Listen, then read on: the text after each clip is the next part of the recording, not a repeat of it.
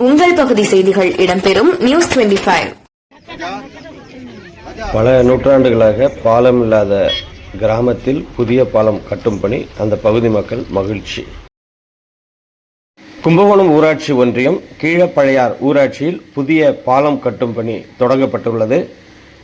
இதற்காக சிறப்பு பூஜைகள் நடைபெற்றது.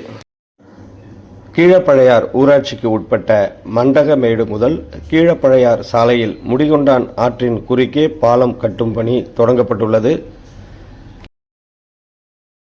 பல நூற்றாண்டுகளாக இந்த பகுதியில் பாலம் இல்லாததால் பொதுமக்கள் அவதியுற்று வந்தனர். இந்த நிலையில் முதன்முறையாக அந்த பகுதியில் 49.10 மீட்டர் நீளத்திற்கு 479.20 லட்சம் மதிப்பீட்டில் புதிய பாலம் கட்டுவதற்காக அடிக்கல் நாட்டப்பட்டு சிறப்பு பூஜைகள் செய்யப்பட்டது.